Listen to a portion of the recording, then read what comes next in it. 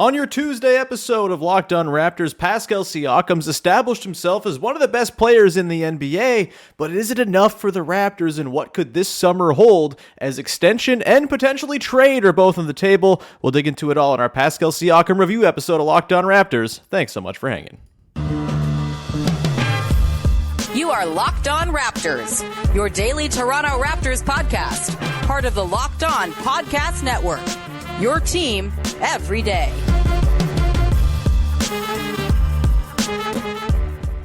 Hey, what's going on? Welcome to episode number 1389, I think, or 88 of Locked On Raptors, part of the Locked On Podcast Network, your team every day. I don't know why I keep counting the episode numbers. I guess it's just embedded in my brain as a thing I do. Maybe I'll work on it. Either way, I'm your host, Sean Woodley. Thank you so much for tuning in. I've been covering the Toronto Raptors now for 9 seasons on various platforms. You can find all my work over on Twitter at WoodleySean if you're still on Twitter. You can also go on Instagram and find the show. Just search up Locked On Raptors and subscribe there. Follow whatever they ask you to do on Instagram. Please go do it.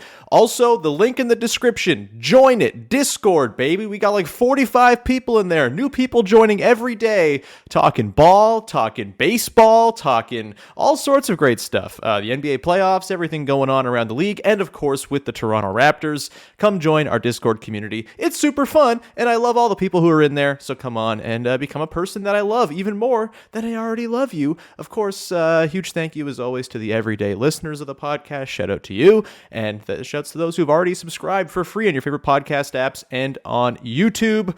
Today's show is brought to you by the Gametime app. Go download the Gametime app right now, create an account, and use the code LOCKEDONNBA for $20 off your first purchase. Last minute tickets, lowest price, guaranteed. All right, on today's show, we're reviewing the season of one of my favorite players in Toronto Raptors history, and so have that known off the top. I come in with a certain level of emotional investment. It's Pascal Siakam. We're talking about Siakam's season, what was good, what didn't go so well, and what the future looks like, and that is a spicy meatball. Let me tell you. We'll get to that at the end of the show. We also have our Discord question of the day. Once again, get in that Discord channel. You'll be able to ask a question about all these player review episodes that will feature on the show. So go do that, please. I'm not going to tell you again. Discord now. All right.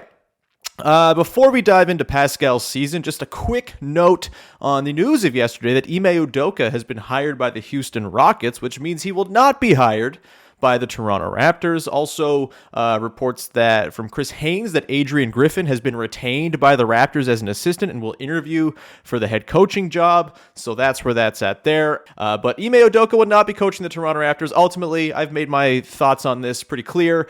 I did not think he was the right guy for the Raptors right now. This is a team that has struggled with locker room dynamics all season long, and you invite in a coach who brings in tons of very, very credible and real questions about his fitness for the job. The Houston Rockets have to do a whole lot of proof of their work that they did to do background deep dives into Udoka's history, what happened with the Celtics to earn him a 1-year suspension from the favorites to win the NBA championship. Regardless of what you think about second chances, all that stuff, I think guys are certainly worthy of second chances. I just don't think you always have to be the team to offer them, and the Raptors did not need to be the team to get in the Ime Udoka business, considering they don't need all that extra stuff going into next season, considering all the stuff they've already got going on this summer with pending UFAs, a coaching search, all of that. I think it's better they left well enough alone with the Ime Udoka thing, and we'll see. We'll keep tabs on the coaching search as it continues on. Let's dive in now to Pascal Siakam, shall we? Look, Pascal Siakam, really good basketball player. I think that should be said off the top here.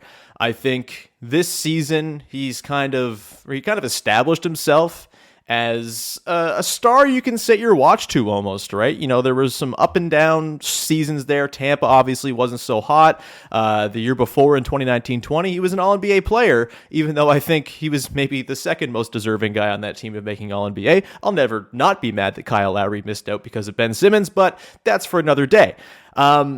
The last couple seasons, though, we've really seen Pascal, I think, kind of hone in on sort of what he is as a player. And this year was, for the large parts of it, the best we ever saw Pascal Siakam play basketball. Think back to the first 10 games of the year where he was very much living up to his preseason promise of being a top 5 player. We can argue the semantics. Was he top 5? Was he top 10? He was playing like a end of the MVP ballot level player, which is probably the ceiling he'll ever reach. But man, he was incredible and was driving everything for that Raptors team that at the time had a lot of stuff not really going well. Scottie Barnes was still kind of making his way, spent the first couple months of this season really struggling to sort of get comfortable once again. Gary Trent Jr., OG Anunoby were going through shooting swoons. Fred VanVleet was injured and sick and not playing very good basketball for the first 2.5, 3 months of the season. And it was on Pascal to really carry things. He was the engine of the offense. And when he went out with injury, I thought, hey, you know what? They can probably survive this. But that really was sort of the first thing that took out the Jenga pieces that eventually saw the season come tumbling down. And, he's really important, and I think I underestimated the importance that Siakam was going to have, and it did feel like that 10 games that he missed felt like the beginning of a lot of the sort of structural issues the team had, the issues with role and, where are the shots coming from, who's taking the shots, all of those sort of tensions really felt like they burbled up to the surface during that stretch where the Raptors didn't play great basketball. I think they sort of scraped by 500 or so without Pascal, but before he got hurt, they were playing like dynamic transition basketball. Their transition offense was scoring at like historic rates with Pascal being the driving force. Their half-court offense was holding up at a pretty reasonable spot. We talked coming into the season, if the Raptors can couple what should be a very good defense with like the 20th best half-court offense combined with their transition and possession gaming, they'll probably be all right and probably be exactly where you want them to be. And for a time with Pascal, the offense was just good enough with him as the heliocentric force to get by. As the season went along, he got tired. You could see the legs were dragging for sure. But still, there was a lot to really like about what Siakam did this season. And I do wonder what happens if he doesn't miss time at that critical juncture of the season. Does the season go differently? Does it stay on the rails? Does the sort of issue and concern and question about whose team is it, who's got the lead ball handling duties, maybe those go all out the window when Pascal's playing like a borderline MVP candidate and you can justify him being the sort of guy through whom most of the offense flowed. I think that's where you get the best of Fred VanVleet a lot of the time, right? Him working off ball is always a very good thing. He wasn't hitting his threes early on, but in general, he's been a very good off ball player, a very good catch and shoot guy. And I think there's lots you can do with Pascal with the ball in his hands. It's a little more difficult now, is the thing, because of the Jakob Poeltl trade, because of the need to level up Scottie Barnes at some point here. And we'll get into those concerns in just a sec. Couple last sort of thoughts here on what Siakam did this season as far as where he was able to find success and where he might be able to find success going forward as the shape of the Raptors is certain to change under a new coach and as Scottie Barnes continues his ascension.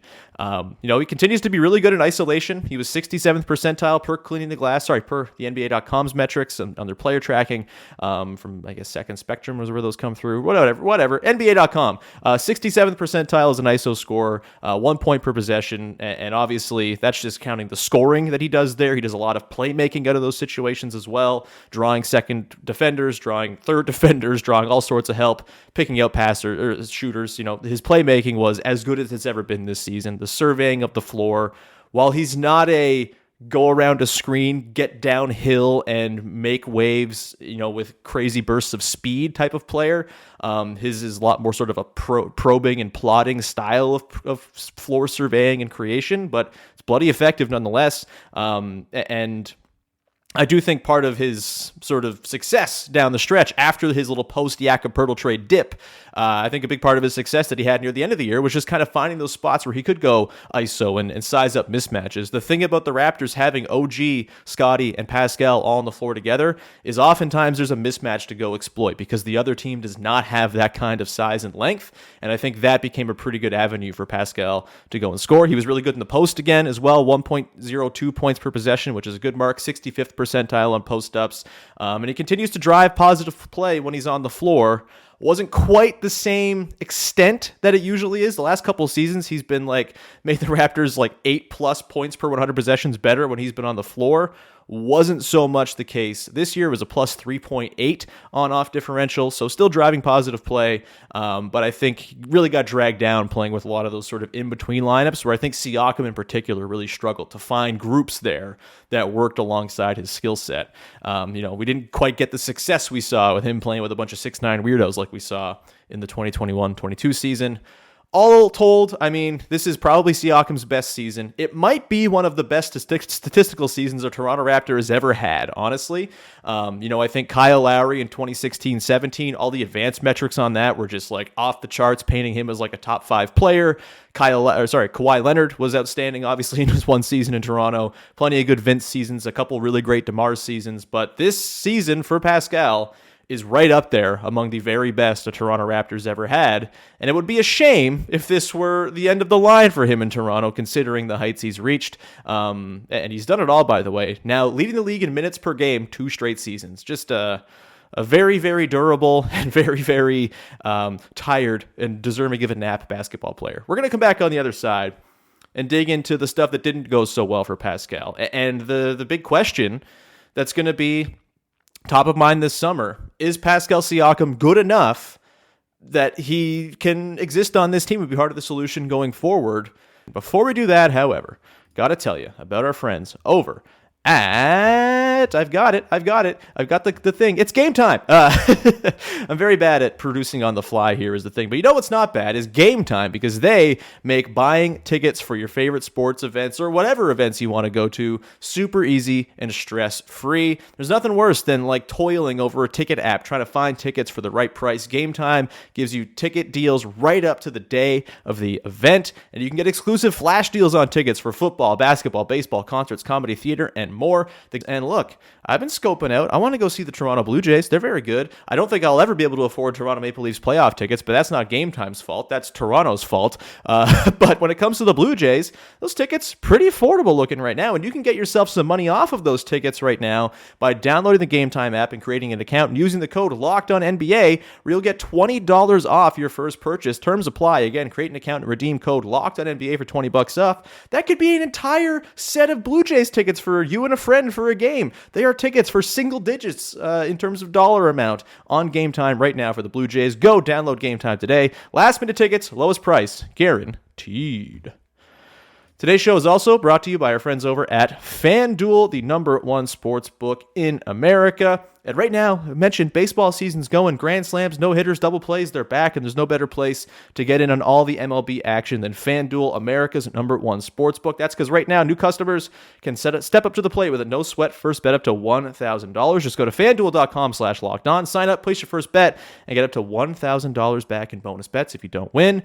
It's wonderful. Go and check it out. Maybe you're going to a Blue Jays game and you want to go and have a little fun with FanDuel in a same-game parlay as well while you're at that Blue Jays game. You can do that. Don't miss your chance to get a no-sweat first bet up to $1,000 when you join FanDuel today. Just go to FanDuel.com/lockedon to sign up. FanDuel, an official partner of Major League Baseball, and of course, the Locked On Podcast Network.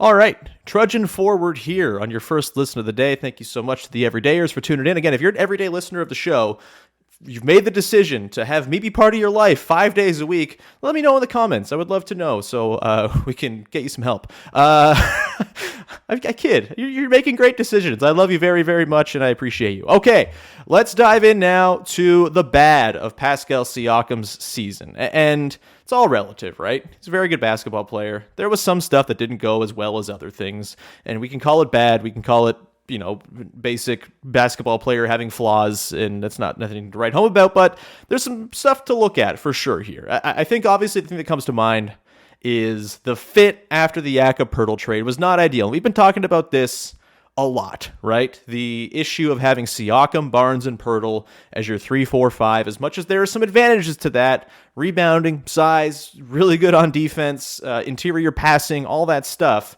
They have the wits about them to make it work as best as you can without actual shooting on the floor. But we're seeing the limitations right now in the playoffs of basketball teams that don't have a ton of shooting. The Warriors have been forced to go heavy Jordan Poole lineups and get rid of their Draymond Green, Kevon Looney, 1-2 punch in the big man spots a lot against the Kings because of the shooting the Kings have. We've seen the Cavs, they're down 3-1. They have two guys who can shoot on the floor. much like the Raptors usually do, there are things to overcome. There are benefits to having size everywhere, but there are certainly things to reckon with, especially in a league where offense is king right now. And so that fit is going to be an ongoing thing of concern. For me, I think I'm good to see one more year of it. And I know I keep on being the kick the can down the road guy, but that's just kind of how I view sports. Is patience is extremely undervalued when it comes to team building and sort of letting things grow and germinate and sprout into something that you didn't quite see. Like, that is often one of the great joys of watching sports, is having dudes who are on your team who you thought you knew prove that they're not exactly what you thought they were. And I'm not saying it's guaranteed that Pascal Siakam comes in next season and is instantly a fantastic fit alongside Scottie Barnes and Jakob Poeltl. And there's a very real chance that there are some tough questions to ask down the line, but I'll get into it in the last segment. This summer might not be the time to make a big Pascal trade for a multitude of reasons, but value is kind of number one. We'll get to that in a bit. Beyond the fit, which, by the way, Pascal regained his form in the back like 15 games or so. Didn't quite score at the rate he was at before the Yak trade, where he was about 25 a game, but he was at 23, 8, and 5 on 57% true shooting after the sort of adjustment period.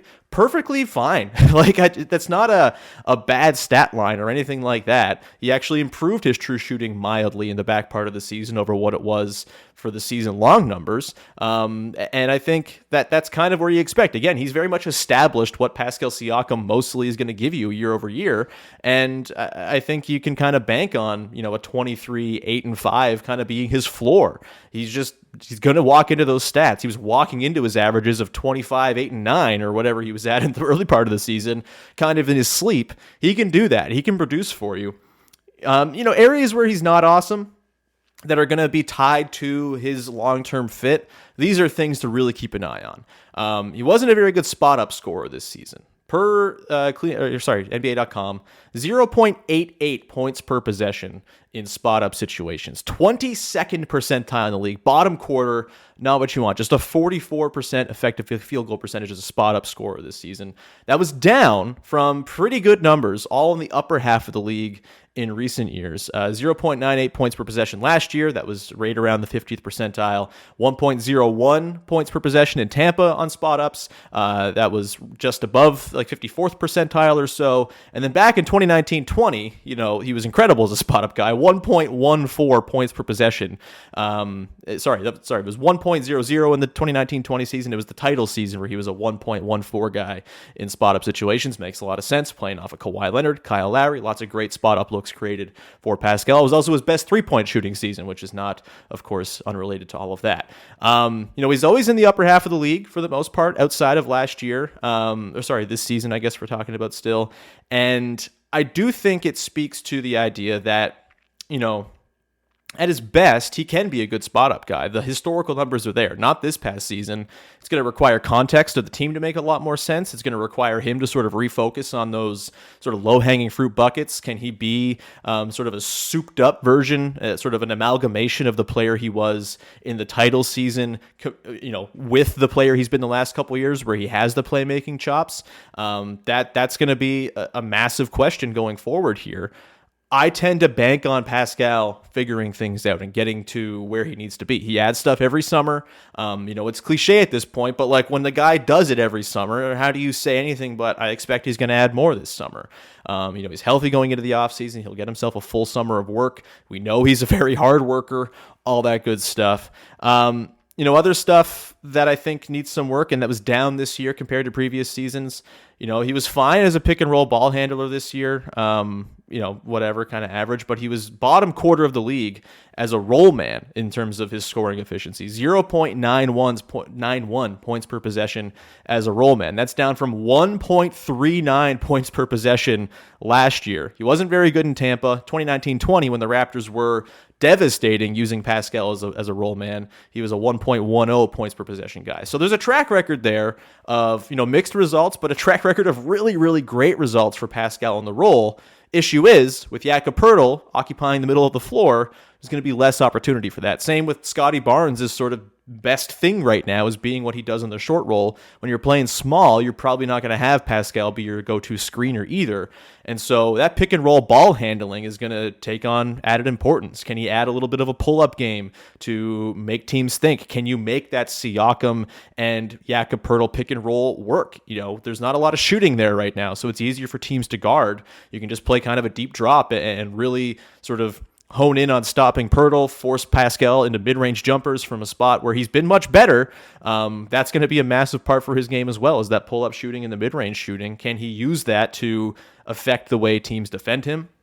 Other sort of thoughts on what went wrong this year for Pascal. This was probably his worst defensive season. I think the team was basically a wash when he was on or off defensively.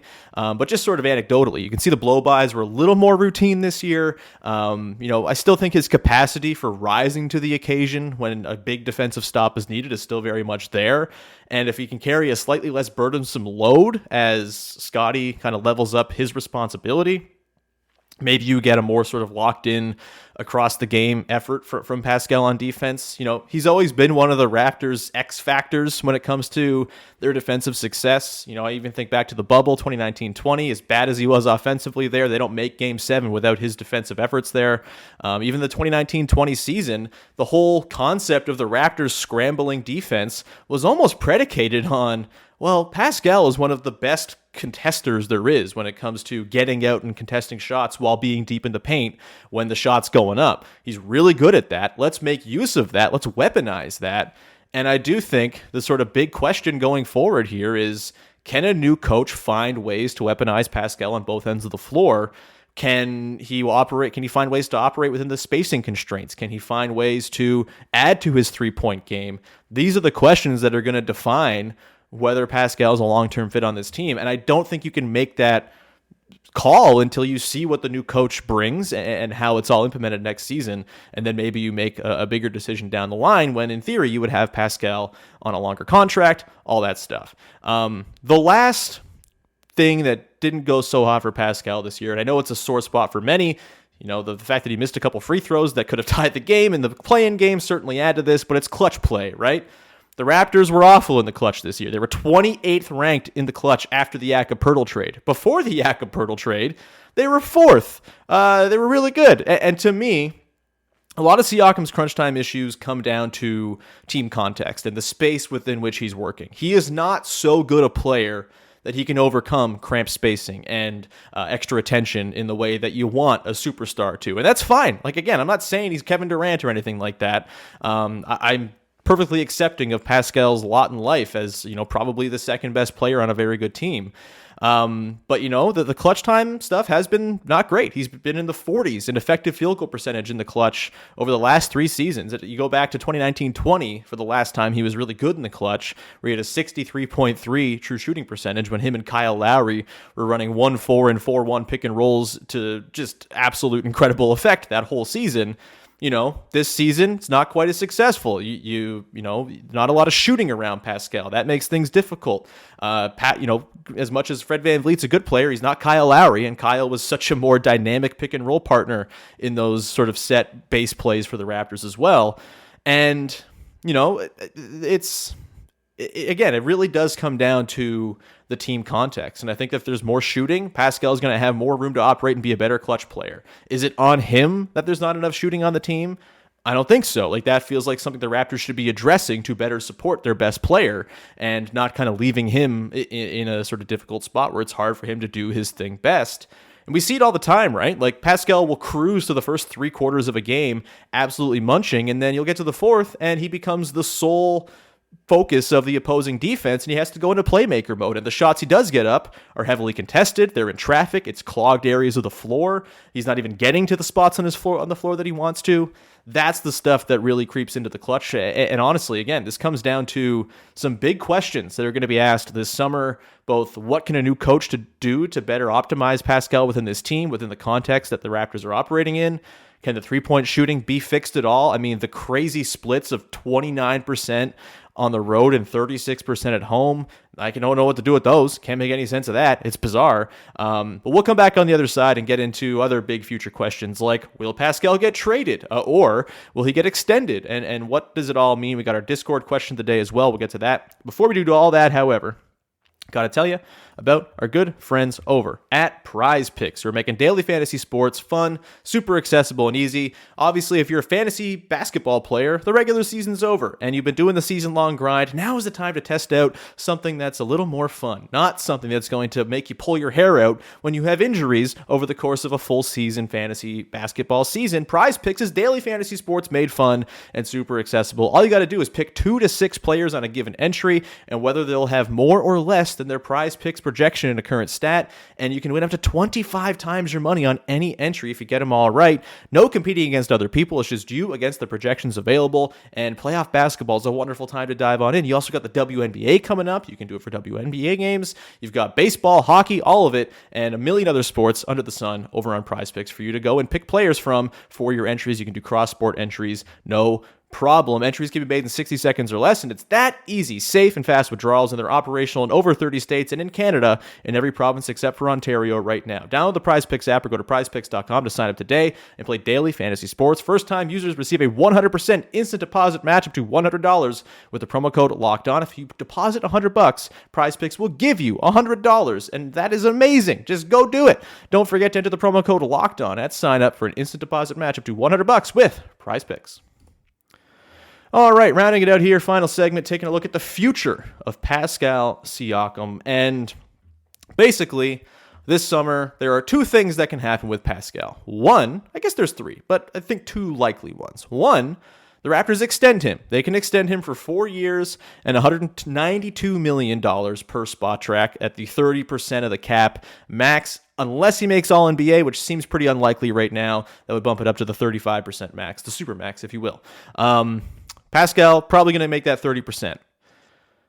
The argument for extending him, he's really good. Having really good players on your team is a thing you want to be doing. And my long-standing sort of take on Pascal has been, just because you don't have the number 1 guy on the team doesn't mean you go get rid of the number 2 guy. Because when you eventually get that number 1 guy and you've given away the number 2 guy, you're going to be like, damn, I wish we had that number 2 guy. That's just like, I feel like that's how this goes if the Raptors move on from Pascal Siakam. You'll see him land somewhere where he's in a perfect role as a number 2 and he's, playing for a contender, and you'll be just losing your mind when you're like, why couldn't that happen here?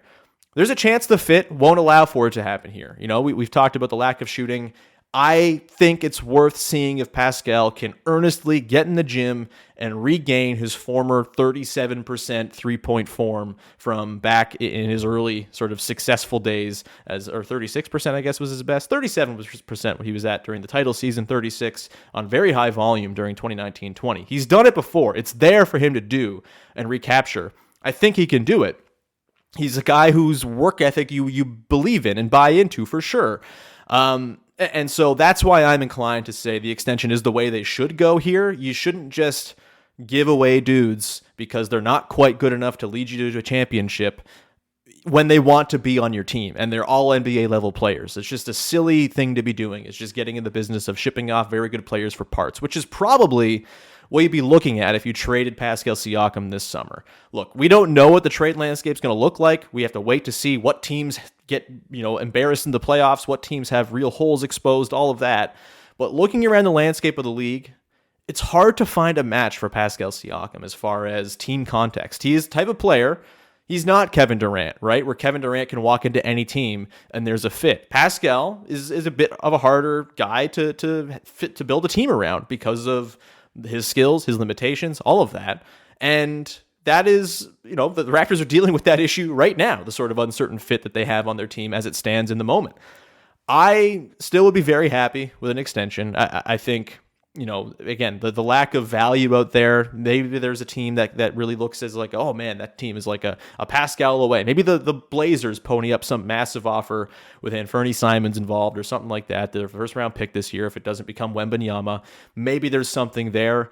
I would much rather just kind of put my money on Pascal Siakam as being the guy who's going to be the solution over whatever poo-poo platter you get from some other team. And look, I'm not saying that Anthony Simons is bad or if Shaedon Sharp's there is bad or whatever, but like, I don't think Anthony Simons has ever tried on defense in his life. I don't think he would really fit with, what the Raptors want to do. Although I suppose with a new head coach, maybe the sort of focus on defense only is less of a thing. I'm not like sold on Anthony Simons. I would much rather just have Pascal Siakam on my team for 4 years than to go trade for Anthony Simons. And so that's just one potential match out there, I suppose. There's other ones I'm sure we'll sort of ruminate on them over the course of the offseason. But for me, he's an All-NBA player. He is going to be, he's just turned 29. Over the course of his next 4 years beyond this one, he'll be 30, 31, 32, 33. I don't think there's going to be a tangible drop-off from Pascal Siakam in that area of his age range. He's not someone who's predicated on jumping out of the gym, right? Like, my biggest thing with him is he doesn't dunk hard enough. He's not jumpy and sort of, quick twitchy enough for my liking sometimes. I overcome it because he's a delightful player to watch because of the footwork and the craft and the touch. And especially if that three-pointer can come along back to its sort of previous levels from 2018-19 and 2019-20, I think he's going to age very gracefully as a player, and I would love to have him on the good version of the Scotty Barnes Raptors. And if he can, again, kind of become more of a viable spacing option, that makes it that much easier. I think the mid-range expansion's been super notable, and the next natural step is for him to take one step further out and start knocking him down from three. But he was one of the highest volume mid-range shooters in the league, and he was above average from every zone of the mid-range as well.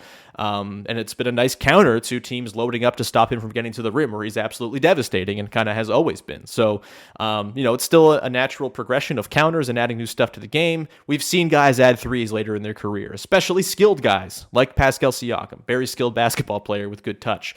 So because of that, I think extension's the move. Trade, we'll examine potential things that could go down there, but I have a hard time giving up on the Siakam, Barnes, Poeltl trio after 25 games of seeing it in real life without knowing what the natural progression for Scotty Barnes is going to be, what the next step for Pascal is. Give me one more year to look at it, and then if you extend Pascal, you got him for 4 years.